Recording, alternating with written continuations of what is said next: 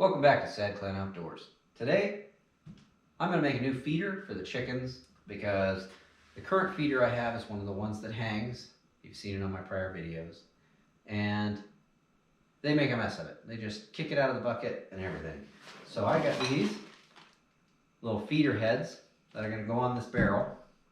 I'm going to cut the top of the barrel out, put these feeder heads on, and then they will actually reach their heads in to get it, and they won't be able to just kick it out as easily. Now these are made by Poultry Pro Feeder. It even comes with the hole saw required to cut at the right diameter.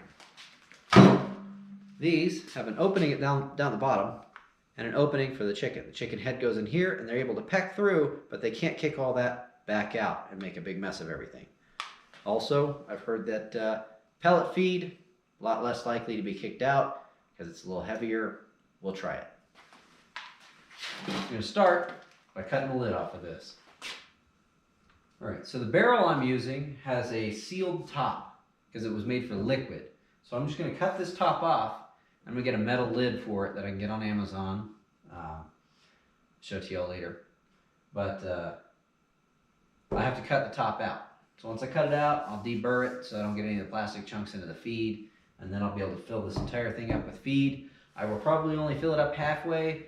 That way I can monitor it and make sure that mold never builds up in there and the feed stays fresh. So let's get to it.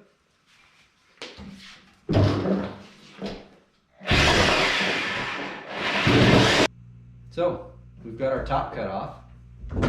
Just scrape off all the little remnant pieces in here of plastic or whatever you can't scrape off. Just hit it with a heat gun or I hit it with a torch, and I did it outside in a windy day, so I'm not breathing any of that in, stood up wind, and I just did it to where it's a little melted and it won't come off into the food. Now it's time to cut our holes. So they give you this little hole cutter with the kit.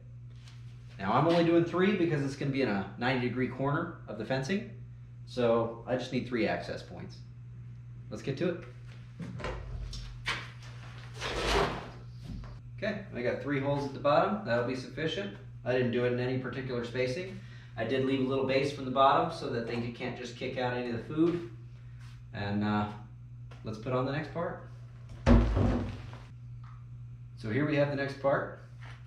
It comes as a collar and a seal, and you just put it through and screw it on.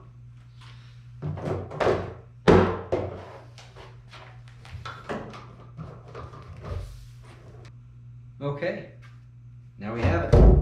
3 feeders at the bottom. They'll just put their heads in, pack it, fill it from the top. I'll get the lid from Amazon. Let's go check it out. So here it is, final product. We've got 3 of the feeders on there. Got the top cut open. I have a lid from Amazon coming. They've already figured out how to use it.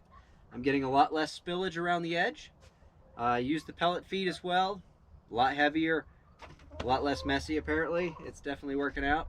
I think I might put another one on this end at some point, just so I have full radius now that I can see the exposure.